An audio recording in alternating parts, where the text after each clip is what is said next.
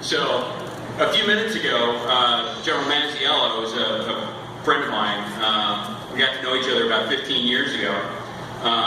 And we were remarking that 15 years ago, we would not have imagined ourselves here tonight, up in the front, unless it was for like a special court-martial or something.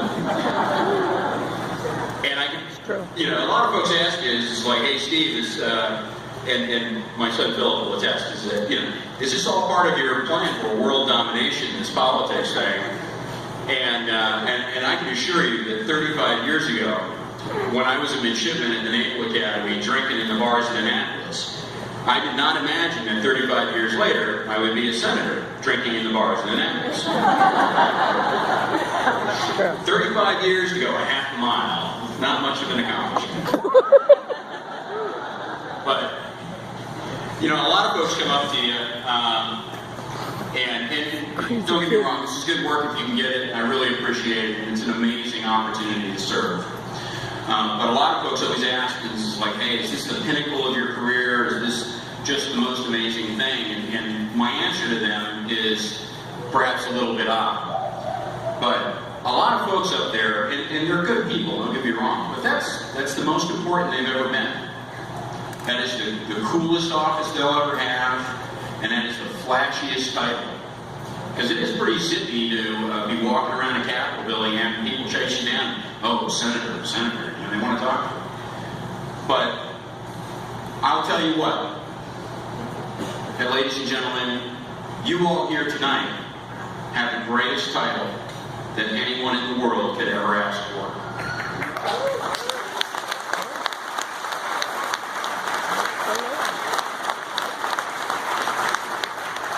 Now, when I walk around the halls of the Capitol, I'll tell you, folks look at me and they say, oh, there goes the Marine.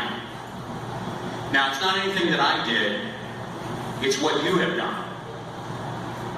It's your history and your values, your work, your accomplishments that have created a reputation around the world, not only second to none, but is absolutely legendary.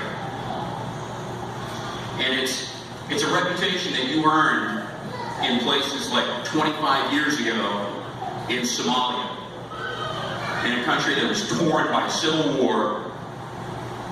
People were starving in huge numbers, and our country decided to step in with Operation Restore Hope. And our 15th MEU came ashore from the USS Tripoli, and it was the 2nd Battalion 9th Marines brought ashore by HMM 164 into Mogadishu, where relief operations began. And the Alert MAGTF was brought from 29 Palms, California. And they flew into Mogadishu, offloaded their light armor from MPF, road marched to Baidoa, and then began escorting convoys from Baidoa to Bardera, 200 kilometers across hostile territory occupied by dozens of warring clans. And you could never know who was friend or who was foe because it changed day by day. And yet they managed to do this without a single casualty or inflicting a single KIA. And they were led by, at the time, the most junior battalion commander in the United States Marine Corps. He had actually taken command of the largest battalion in the Marine Corps as a major. That, ladies and gentlemen, is a story of ethical and moral behavior that teaches us about honor. And it's something that we remember.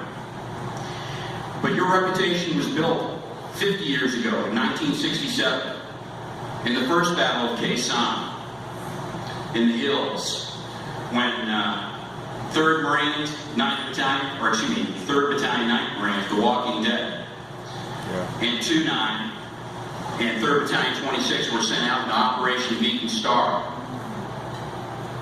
And they seized their objective almost immediately.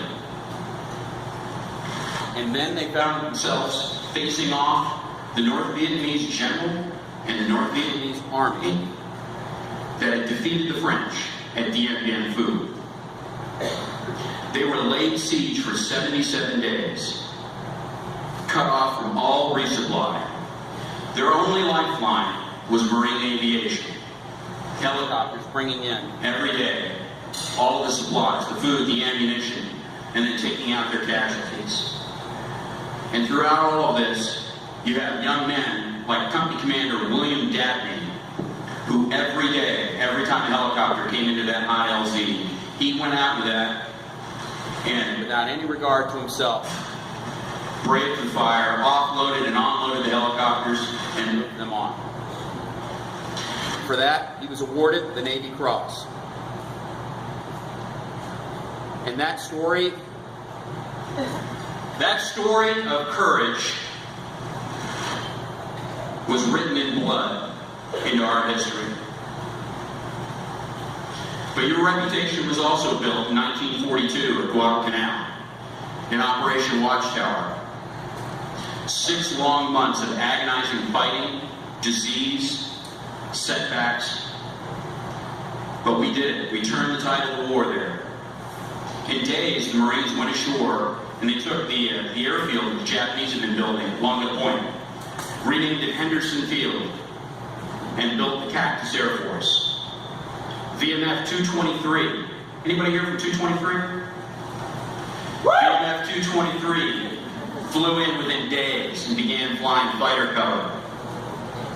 SPD showed up, started flying bomber missions, and after a couple of months they were relieved by VMF 121, commanded by Joe Fox. One of those great Marines of VF 121.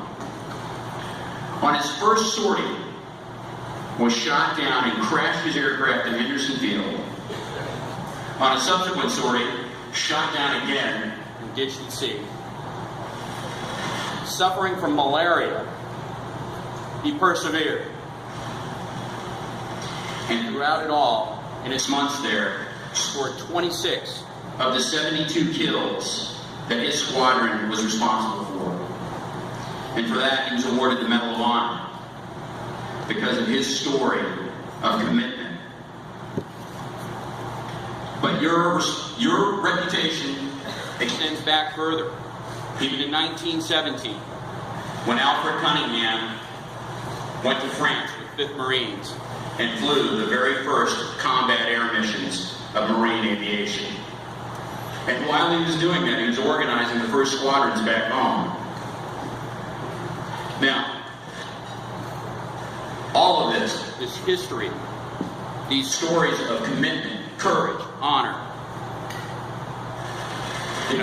they're not just words. They're not words on a card. They're not some inspirational poster in your office. They are not a meme in Facebook. These things are seared into your DNA as a Marine, because these stories are personal to you, because these are people that you know. These are Marines that you have served with, and it has been there throughout your career. Because unlike a lot of other services, we can pull a thread through our history. Because our heritage are those generations of Marines that have come before us that we remember here tonight. Because in 1917, one of those squadrons that Alfred Cunningham was organizing was led by Captain Roy Geiger. And he brought forward with him that history and that foundation 25 years into the future, when General Geiger was commanding the Cactus Air Force in Guadalcanal.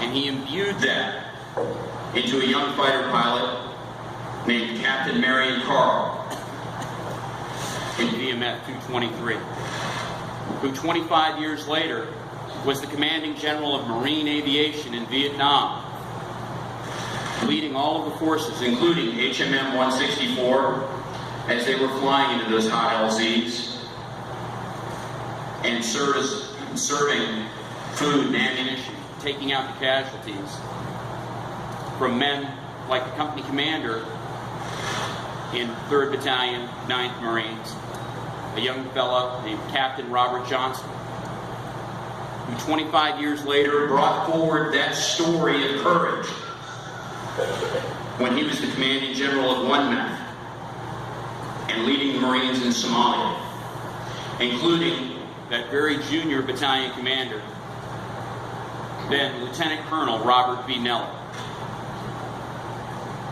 who is today, 25 years later, our Commandant, and has brought that message of honor, courage, and commitment based upon the history that our foundation gives us, because we are Marines and we don't forget this.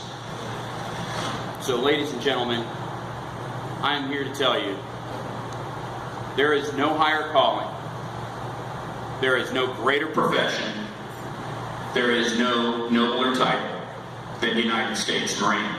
You're gonna make me cry. He gives a good speech. Our history lesson is awesome. And I will tell you, there is no place I would rather be than here tonight in the company of my fellow Marines. Semper Fidelis.